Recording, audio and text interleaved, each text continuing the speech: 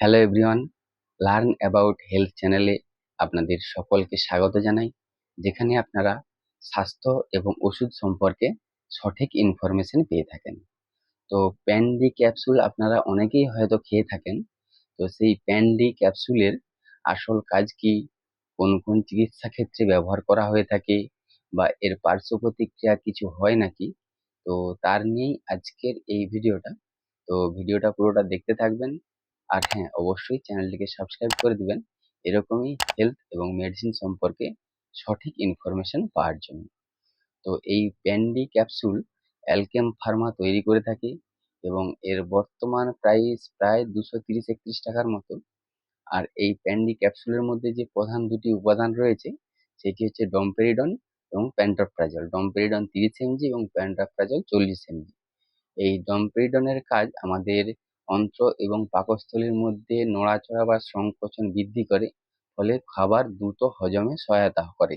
আর pantoprazole হচ্ছে PPI, যেটি acid এবং গ্যাসের সমস্যা থেকে মুক্তি দেয়। তাহলে এই প্যান-ডি আসল কাজ কি, বা কোন কোন চিকিৎসা ক্ষেত্রে এই প্যান-ডি ব্যবহার করা হয়ে থাকে?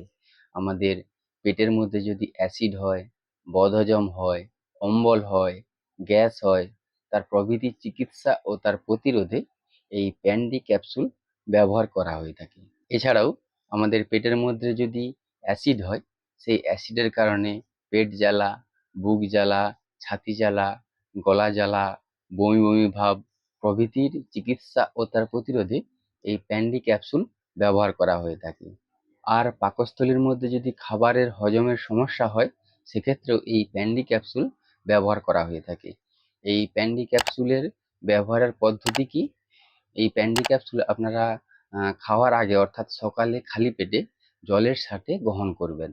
আর এই প্যান-ডি ক্যাপসুলের কিছু পার্শ্ব প্রতিক্রিয়া হতে পারে, যেমন মাথা ব্যথা, মাথা ধরা, পেটের মধ্যে পেন হওয়া, বদহজম হওয়া, পাতলা পায়খানা হওয়া প্রভৃতি উপসর্গ দেখা দিতে পারে। তো আপনারা এই প্যান-ডি অবশ্যই একজন চিকিৎসকের পরামর্শ নিয়ে গ্রহণ করবেন।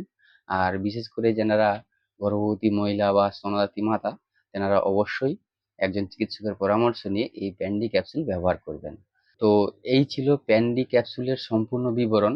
তো আপনাদের যদি কোনো প্রশ্ন থেকে থাকে, তাহলে অবশ্যই কমেন্ট করে জানাবেন। আর চ্যানেলটিকে অবশ্যই সাবস্ক্রাইব করে দিবেন। আপনারা সকলে সুস্থ থাকবেন, ভালো থাকবেন। ধন্যবাদ।